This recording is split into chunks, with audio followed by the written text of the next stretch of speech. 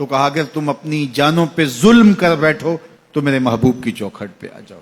اور یہ حضور کی حیات طیبہ میں بھی تھا، ظاہری حیات میں بھی، کہ حضور کے پاس جائیں جب اپنی جانوں پہ ظلم کر بیٹھے، جس طرح حضرت ابو لبابہ سے ہوا. آج مسجد نبوی کے اندر ریاض الجنہ میں ایک ستون ہے، جس ستون کا نام ہے استوانۃ ابی لبابہ وتعرف بالتوبہ، معروف ہے ستون توبہ کے نام سے. حاجی جب جاتا ہے تو اس کی خواہش ہوتی ہے ریاض الجنہ میں جگہ مل جائے. ریاض الجنہ میں چلا جائے تو اس کی عرض ہوتی ہے کہ استوان ابی لبابہ کے پاس 2 نفل مل جائیں توبہ کے.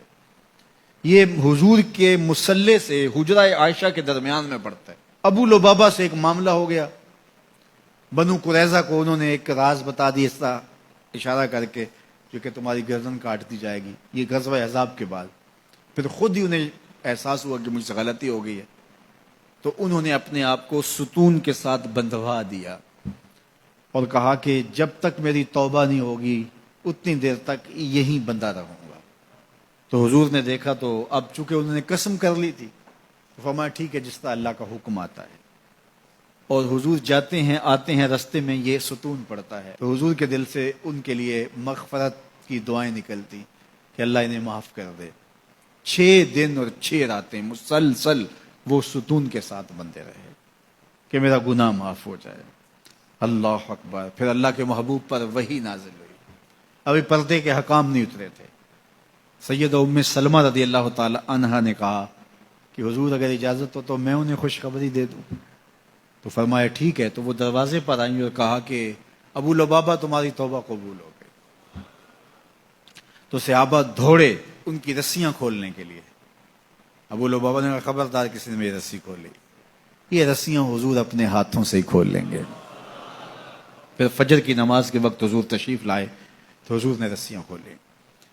تو استوان ابی لبابہ کے نام سے اب بھی وہ ستون موجود ہے وہاں. جب ترکوں نے مسجد نبوی تعمیر کی تو اس مقام کے اوپر جو ہے وہ ستون بنایا، اور آج بھی جب حجاج زائرین جاتے ہیں تو وہ اس ستون کے پاس 2 نفل پڑھتے ہیں، اور وہاں 2 نفل پڑھ کے جب دعا مانگی جاتی ہے تو گناہ معاف کر دیے جاتے ہیں. یہ علامت ہے اس بات کی کہ صحابہ گناہ کر بیٹھتے تو حضور کے پاس آتے. اب حضور کے وصال کے بعد بھی یہ عمل صحابہ میں جاری رہا، تابعین میں جاری رہا، بعد میں آنے والوں کے لیے جاری رہا، اور آج تک امت وہاں جا کے حضور سے شفاعت کی طلبگار ہوتی ہے اور اپنے گناہوں کی معافی اللہ کے حضور کے وسیلے سے طلب کرتی ہے. صاحب مدارک نے لکھا اسی آیت کریمہ کے تحت کہ حضور کے وصال کا 2 یا 3 دن تھا. ایک عربی دیہاتی دور دراز سے سفر کر کے مدینۃ المنورہ پہنچا حضور سے ملنے کے لیے. جب داخل ہوا تو پتہ چلا کہ حضور کا تو وصال ہو گیا 3 دن پہلے.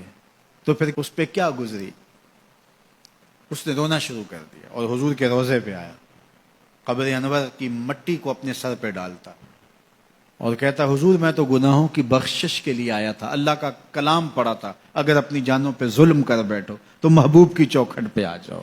مجھے یہاں آ کے پتا چلا کہ آپ تو وصال کر گئے ہیں، تو میں تو نہیں جانا جب تک گناہوں کی مغفرت نہ ہو.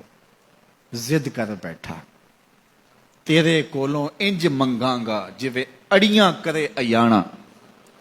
تو وہ ضد کر بیٹھا حضور کے روضہ انور کے پاس، قبر نور کے پاس بیٹھ گیا، مٹی لا کے سر میں ڈالتا اور کہتا کہ حضور میں تو بخشش و مغفرت کے لیے آیا ہوں، میں نے تو نہیں جانا جب تک میری مغفرت نہ کر دی جائے. تو صاحب مدارک نے لکھا ہے فنودیا من القبر انہ قد غفر لک، قبر نور سے آواز آئی جا تیرے گناہ معاف کر دیے گئے. یہ حضور کے وصال سے 3 دن بعد کی کہانی ہے. اور اس کے ایک عرصہ بعد امام عطبی کہتے ہیں میں حضور کے روضے کے پاس بیٹھا تھا اور ایک دیہاتی آیا اور اس نے بھی فریادیں کی اور فریادیں کر کے چلا گیا، اور میں بیٹھا تھا، بیٹھے بیٹھے اونگ آ گئی تو حضور کی زیارت خواب میں ہوئی اور آپ نے فرمایا اے عطبی اٹھو اور اس عربی دیہاتی کو ڈھونڈو اور جب مل جائے میری طرف سے جنت کی بشارت دے دو. مجرم ہو تو منہ اشکوں سے دھوتے چلے آؤ، مجرم ہو تو منہ اشکوں سے دھوتے چلے آؤ، آؤ در تواب پہ روتے چلے آؤ. قرآن میں مذکور ہے بخشش کا طریقہ، سرکار کی دہلیز سے ہوتے چلے آؤ. کہا جرم کر بیٹھو تو محبوب کی چوکھٹ پہ آ جاؤ. پھر کیا ہوگا؟ لَوَجَدُ اللَّهَ تَوَّابًا رَحِيمًا. تم تو گناہوں کی معافی لینے آئے تھے لیکن محبوب کو ساتھ لے آئے ہو، لہذا وسیلہ حضور کا ڈالا ہے تو گناہ تو معاف ہوں گے ہی ہوں گے، اضافی رحمتیں بھی عطا کر دی جائیں گی. اللہ اکبر. کرم نوازیاں ہو جائیں گی تو ان کے در